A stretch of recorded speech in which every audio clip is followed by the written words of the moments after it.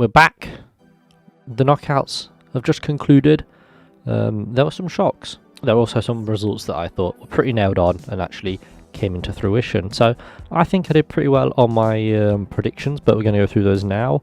And then we'll talk about how I think the quarterfinals will go. Oh, it's really heating up, I'll tell you what. But we'll go through my predictions now, starting with the Netherlands versus the USA. I predicted the Netherlands would win this match, and they did indeed do that. Yeah, the US didn't really look that bad in this match, to be honest. I thought they looked quite good, but ultimately they couldn't get the result they needed to qualify for the next round. But I don't think they were that bad of a side, to be honest. It was just the US's attack and the attackers and their finishing could not score a goal for their lives. So yeah, it wasn't great for America, but I don't think they were a bad side either. They still played some decent football. But the Netherlands were ultimately the better side here. Van Gaal's tactics were far better than Berhalter's, if you can even call Berhalter's tactics, but that's a question for another day. The Netherlands deserved the win fully, pretty much dominated this US side as soon as they scored that first goal, but America, they performed pretty well. And yeah, I didn't think this year would be their year, and they surprised me. They got to the round of 16, and then move on to Argentina versus Australia. Now, I predicted Argentina to win, and indeed they did, which I think we all expected would happen. The Argentinian side is crazy. They're very, very good. And while Argentina was surprising in this tournament, I didn't think they'd get this far. They still put up a valiant performance against Argentina. Now, Argentina were going to go through, I think we all knew that, but they didn't make it easy on themselves, with Enzo Fernandez scoring an own goal, which could have got Australia back in the match. And while they did try to capitalise on that, unfortunately for them, they couldn't do it. And then move on to Japan versus Croatia. Now, I predicted Japan to win. I thought it'd be a very tight match, but Japan could squeak past.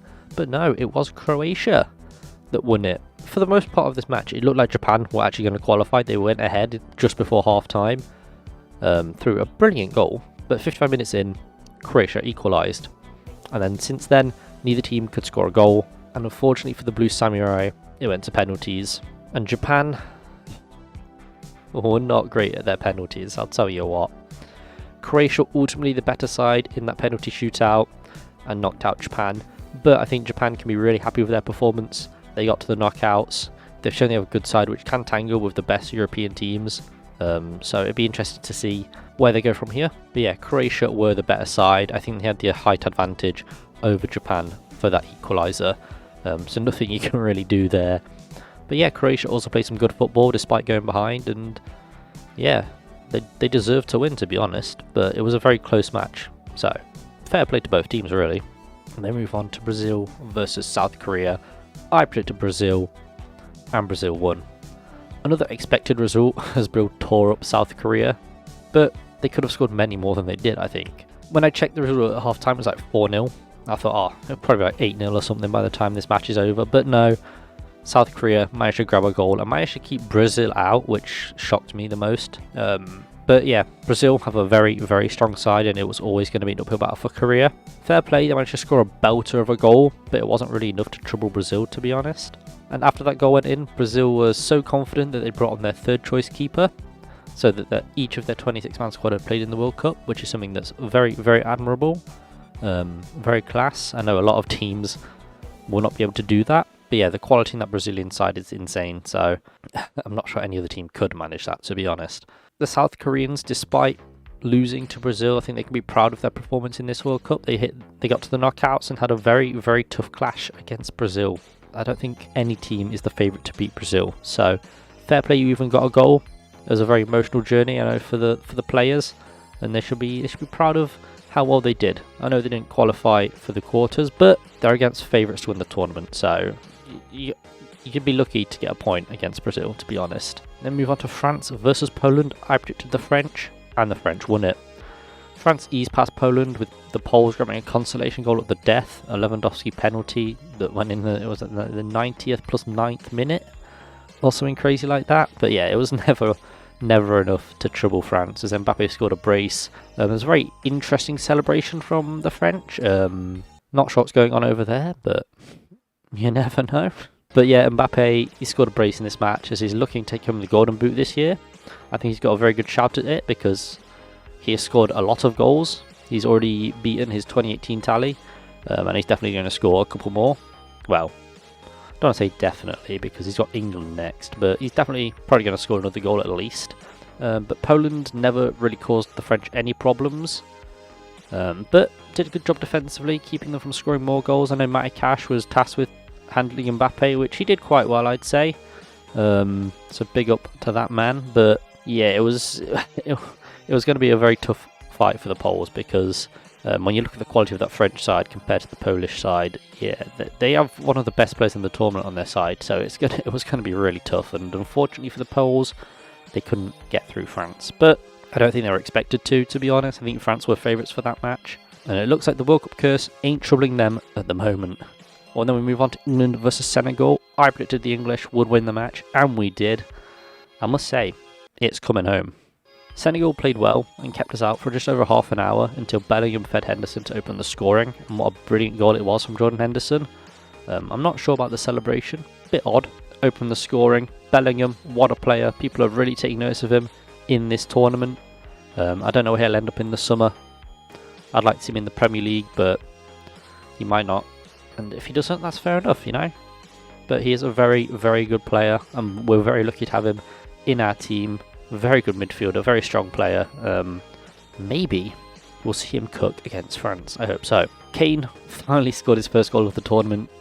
It was a brilliant goal, to be fair, just before half time, and yeah, I think that put us in control for this match. And then we got a third through Saka, and that was it. Pretty much. Senegal had a couple of chances before the end of the match, probably like the 80th minute or something, but could not get past Pickford. He is a brilliant keeper. Senegal, they were a tricky side to play against, definitely. Quite a physical side, as we suspected, but after we started scoring, they never really troubled us, to be honest. Yeah, they had a few chances on goal, but England were definitely the dominant side after opening the scoring, so I don't think that anything like what France will be, that's going to be a big one. And then move on to Morocco versus Spain. I predicted a Spanish win. It was actually a Moroccan win. This is a huge shock as a good Spanish side fell to the Moroccan underdogs. I predicted it would go to pens, and it did, with Morocco coming out victors. Well, I didn't know how bad the Spanish would be at penalties. And despite allegedly taking 1,000 penalties to avoid this sort of disappointment, they still failed to score. They still failed their penalty shootout. But Morocco played well to keep the Spanish at bay and to keep it to a draw until penalties. But that winning penalty from Hakimi was so disrespectful. Panenka, the keeper, my god. There's some serious balls on that man to do that on the World Cup stage, but it paid off, so fair fucks. It was a great penalty shootout. The game itself wasn't the best, but that penalty shootout, man, that was some good stuff. And then finally, Portugal versus Switzerland. I predicted the Swiss would win this match, but the Portuguese did. Maybe I'm too harsh on the Portuguese. Maybe. I said they'd not get knocked out in the group stage, they didn't. I said they'd get knocked out here, they didn't. And now they're in the quarterfinals. But Ronaldo was dropped, which I think was the right decision, and replaced with the 21-year-old Gonçalo Ramos. And he took that first ever Portuguese start with both hands and scored a hat-trick. Fucking mental. This player is insane. The Swiss were absolutely demolished here and didn't really look up to the game at all. Well, until Portugal scored. And then, yeah, the Swiss just kind of fell apart. Portugal were in control from the start, and Ramos scored a mental first goal to open the scoring. Honestly, fair play to this young lad. He's a brilliant player. I would not be surprised if he stops Ronaldo from starting, to be honest, because if you're comparing performances, Ramos has scored 3 in one game, and I think Ronaldo has scored like 2 in the entire tournament he's been playing, so yeah. But yeah, fair play to the Portuguese manager for taking off Ronaldo. I thought their manager would be what hampers them, but no, he's actually made some tough decisions and they've paid off, so fair play. Yeah, that Ramos kid, he's something special. Alright, now we move on to my quarter-final predictions.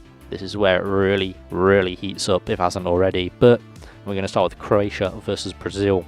Croatia have made it to another quarter-finals, and this time they face probably the favourites, Brazil. As I've said many a time in these videos, Brazil have a mental squad and one of the best in the tournament, and I think they'll beat Croatia here too. It won't be as easy as the game against South Korea, sorry to the Koreans, but I do think Croatia are a better side and they will definitely trouble the Brazilians a bit more, and I think Croatia will score as well, but I can't really see Brazil being troubled that much by them.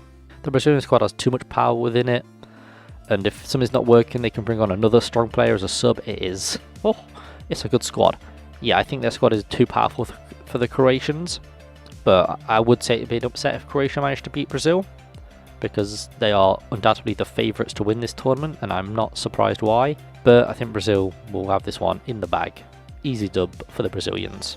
Well, not easy, but dub for the Brazilians, you know what I'm saying?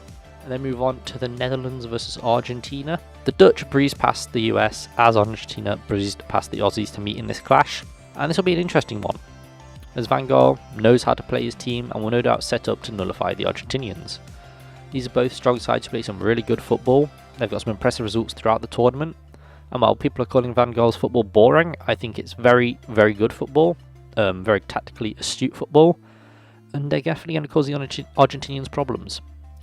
But Argentina are in full swing, finally getting into gear of this tournament after easing past the Australians. And will take the game to the Netherlands. They'll definitely play some good attacking football, and it'll be a tough clash for either side. And I can't see either side running away with it. Maybe a goal or so margin, you know. But if I had to pick a winner, which I do, that's the whole point of these videos, I'd say Argentina will clinch it. There's probably going to be a 1-goal margin, maybe like a 2-1, like a 1-0. But I think Argentina will beat the Netherlands. But it will definitely be a tough clash, and I don't think any side will look the favourites to win, to be honest. And then move on to Morocco versus Portugal. So Morocco shockingly qualified against the Spanish, and they'll be looking for another European scalp for their collection. And through the magic of the World Cup, anything is possible. However, this is the Portuguese side that battered Switzerland with their new star boy Gonçalo Ramos and his hat-trick antics. So I think Morocco are in trouble. I think Portugal will be able to beat the Moroccans, but it will be a tough clash as well. However, if it does go to penalties like the Spain match, I think Portugal will be better penalty takers than their Iberian counterparts. Morocco could very much cause an upset here. I don't see that happening, to be honest. I think this is the match that could cause an upset the most, as Morocco are very much the underdogs here. But this Portuguese side, they've got some class players, which I don't think Morocco will be able to deal with.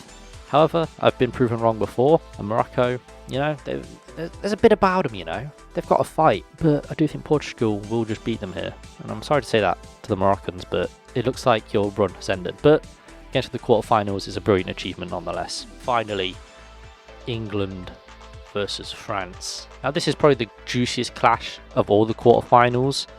Two very strong sides coming up against each other. I'm English, so I would say that. Les Blues are a very, very strong side with quality players throughout. But so are England, let's be real. France undoubtedly have the best player in the clash though, with Mbappe in their ranks. However, we've got Maguire, so who's the real winner? I've no doubt Mbappe will score here. He might open the scoring, may grab a consolation goal, who knows. In my probably biased opinion, I reckon England will win this match. Honestly, I full-heartedly believe that. A lot of us English, we're pessimistic, we're like, the French will beat us, no bother, but I believe in England, I believe in the Southgate, I reckon we can do it. This clash is no doubt our hardest challenge of the tournament for sure, with a very, very tough side coming up against us. But it'll be a test for both sides, because England are still a strong squad. I know many people may not count us as one, but we are, and I can see us overcoming the French here. Even if it goes to penalties, I can see the English doing it. I would back us in a penalty shootout, to be honest, and it's been a long time since I could say that. World Cup 2018 was probably when we started being like, maybe we could do a penalty shootout. We've got Southgate to thank for that. It'll be a tough match. It'll be a great match to watch. I'm looking forward to it. It'll be heartbreak for the French. Simple as. It's coming home, lads. Come on. It's coming home. So this has been my World Cup quarterfinals predictions. If you have any predictions yourselves, please leave them in the comments. I'd love to hear what you're thinking. Unless you say England are going to lose, then I'd prepare for a scrap. I've been O2GT, and yeah, hope to see you guys in the next video. Peace. Come on, England.